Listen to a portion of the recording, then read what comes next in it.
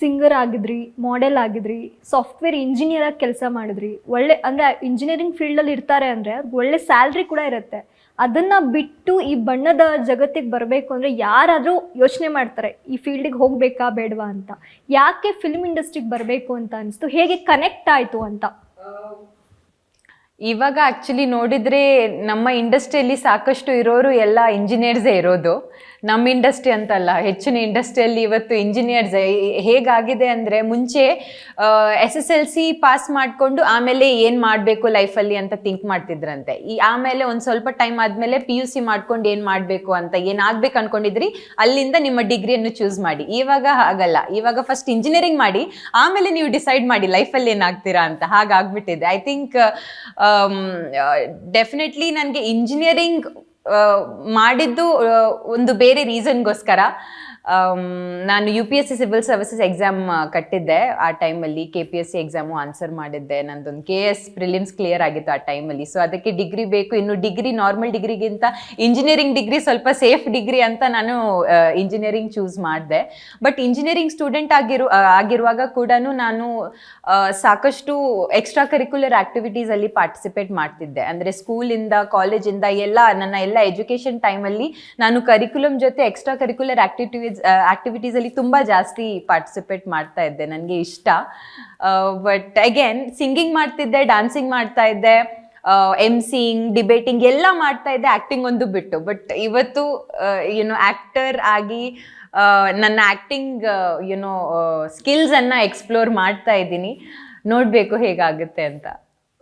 ಕುಡ್ಲಾದ ಈ ಚಲುವೆಗೆ ಹೇಗೆ first movie debut ಆಗಿದ್ದು, ಹೆಂಗೆ ಅದು ಅಪ್ರೋಚ್ ಆಯಿತು? ನಾನು actually 2017 Miss India super talent 2017 win ಆಗಿ, ಆಮೇಲೆ Miss super talent of the world 2017 South ಕೊರಿಯಾದಲ್ಲಿ ಇಂಡಿಯಾನ ರೆಪ್ರೆಸೆಂಟ್ ಮಾಡಿದ್ದೆ. ಅದಾದ ನಂತರ ಹೋಗುವಾಗ ನಾನು ಆ್ಯಕ್ಚುಲಿ ರಿಸೈನ್ ಮಾಡ್ಕೊಂಡು ಹೋದೆ. ಯಾಕೆಂದರೆ ಆಫೀಸಲ್ಲಿ 21 ಡೇಸ್ 22 ಡೇಸ್ ನಮಗೆ ರಜಾ ಕೊಡೋದಿಲ್ಲ ಅಂತ ಹೇಳಿದ್ರು. ಸೊ ವಾಪಸ್ ಬಂದಮೇಲೆ ಕೈಯಲ್ಲಿ ಕೆಲಸ ಇಲ್ಲ, ದುಡ್ಡಿಲ್ಲ, but at the same time ಸ್ವಲ್ಪ ಮೂವಿ ಆಪರ್ಚುನಿಟೀಸ್ ಇತ್ತು. ನಾನು ಆ ಟೈಮಲ್ಲಿ ಸಿಂಗಿಂಗ್ ಜಾಸ್ತಿ ಟ್ರೈ ಮಾಡ್ತಿದ್ದೆ, ಬಟ್ ಏನೂ ಆಗಿರಲಿಲ್ಲ. ಸೊ ಫೈನಲಿ ಅಂದ್ಕೊಂಡೆ, okay let me explore this opportunity. And Ramadhanya ನನ್ನ ಫಸ್ಟ್ ಮೂವಿ. ನನಗೆ ಇವಾಗಲೂ ನೆನಪಿದೆ, ಒಂದು ಪೇಜ್ ಡೈಲಾಗ್ ಕೊಟ್ಟರು, ಹಳೆಗನ್ನಡ ಡೈಲಾಗ್ ಇತ್ತು. ಸೊ ಇಂಜಿನಿಯರಿಂಗ್ ಸ್ಟೂಡೆಂಟ್ ಆಗಿ ನಾವು ಕರೆಕ್ಟಾಗಿ ಕಲಿಯೋದೇನೆಂದರೆ ಬೈಪಾಠ ಮಾಡೋದು. ಸೊ ಅದೊಂದು ಕರೆಕ್ಟ್ ಬರ್ತಿತ್ತು ನನಗೆ. ಹಾಗೆ ಬೈಪಾಠ ಮಾಡಿ ಹಾಗೆ ಡೈಲಾಗ್ ಕೊಟ್ಟೆ. ಸೊ ಐ ಥಿಂಕ್ ನನ್ನ ಫಸ್ಟ್ ಮೂವಿ ಅಲ್ಲಿಂದ ಸ್ಟಾರ್ಟ್ ಆಗಿದ್ದು. ಆಮೇಲೆ ನನಗೆ ಆ್ಯಕ್ಟಿಂಗ್ ಅಷ್ಟು ಎಕ್ಸ್ಪೀರಿಯನ್ಸ್ ಇರಲಿಲ್ಲ. ಸೊ ವರ್ಕ್ಶಾಪ್ಸ್ ಕೊಡ್ತಾ ಇದ್ರು ನನಗೆ. ಪ್ರತಿ ಮೂವಿ ಸ್ಟಾರ್ಟ್ ಆಗುವ ಮುಂಚೆ ಒಂದಿಷ್ಟು ದಿನ ವರ್ಕ್ಶಾಪ್ಸ್ ಕೊಡ್ತಾ ಇದ್ರು ಪ್ರತಿ ಡಿರೆಕ್ಟರ್ ನನಗೆ. ಸೊ ಅದು ನನಗೆ ಸ್ವಲ್ಪ ಹೆಲ್ಪ್ ಆಯಿತು. ನೀವು ಹೇಳಿರೋ ಅಂಥ ಫಸ್ಟ್ ಡೈಲಾಗ್ ನೆನಪಿದೆಯಾ ನಿಮಗೆ? ಹೇಳ್ಬೋದಾ? ಇಲ್ಲ, ಇಂಜಿನಿಯರಿಂಗ್ ಸ್ಟೂಡೆಂಟ್ ನೀವು ಬಾಯ್ಪಾಠ ಮಾಡಿರ್ತೀರ ನೆನಪಿರುತ್ತೆ ನಿಮ್ಗೆ? ಇಲ್ಲ ಇಲ್ಲ ಇಲ್ಲ ಇವಾಗ ಬಾಯ್ಪಾಠ ಮಾಡೋ ಡೈಲಾಗ್ಸ್ ತುಂಬ ಬಾಯ್ಪಾಠ ಆಗಿದೆ. ಯಾವುದು ಅಷ್ಟೇನು ನೆನಪಿಲ್ಲ ನನಗೆ. ಬಟ್ ಮೆಮೊರಬಲ್ ಟೈಮ್ಸ್ ವರ್ಕ್ಶಾಪ್ಸಲ್ಲಿ. ಈ ಸಿನಿಮಾ ನಂತರ ಬಂದಿದ್ದು ಅಬ್ಬರ. ಸೊ ಅಬ್ಬರದಲ್ಲೂ ನಿಮ್ಮ ಅಬ್ಬರ ಇತ್ತು, ತುಂಬ ಚೆನ್ನಾಗಿತ್ತು. ಈ ಎಕ್ಸ್ಪೀರಿಯನ್ಸ್, ಯಾಕಂದರೆ ಪ್ರಜ್ವಲ್ ದೇವರಾಜ್ ಸರ್ ಜೊತೆ ಸ್ಕ್ರೀನ್ ಶೇರ್ ಮಾಡಿದ್ರಿ, ಹೇಗಿತ್ತು experience? Definitely amazing experience. So ಹೇಗಾಯ್ತಂದರೆ, ರಾಮಧಾನ್ಯ ಆದಮೇಲೆ ನನಗೆ ಸೈನ್ ಆಗಿದ್ದಂಥ ಮೂವಿ ತ್ರಿಶೂಲಂ ಉಪ್ಪಿ ಸರ್ ಜೊತೆ.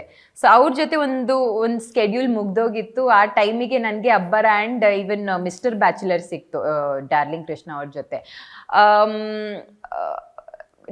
ಒಳ್ಳೆ ಎಕ್ಸ್ಪೀರಿಯನ್ಸ್ ನನಗೆ ಅಬ್ಬರದಲ್ಲಿ. ಪ್ರಜ್ವಲ್ ಅವ್ರ ಜೊತೆ ಇರಲಿ, ಡೈರೆಕ್ಟರ್ ರಾಮನಾರಾಯಣ್ ಸರ್ ಅವ್ರ ಜೊತೆ ಇರಲಿ, ವೆರಿ ನೈಸ್. ಅದರಲ್ಲೂ ಒಂದು ಸಾಂಗ್ ಇತ್ತು, ಡಾನ್ಸ್ ಸಾಂಗ್. ನಾವು ಥೈಲ್ಯಾಂಡಲ್ಲಿ ಶೂಟ್ ಮಾಡ್ಕೊಂಡು ಬಂದ್ವಿ. ನನಗೆ ತುಂಬ ಒಂದು ಮೆಮೊರೇಬಲ್ ಎಕ್ಸ್ಪೀರಿಯನ್ಸ್. ಎಸ್, ಪ್ರತಿ ಸಿನಿಮಾಗೆ ಒಂದು ಪಾತ್ರ ನಿಮ್ಗೆ ಹುಡ್ಕೊಂಡು ಬಂದಾಗ ನಿಮ್ಮ ತಯಾರಿ ಹೇಗಿರುತ್ತೆ?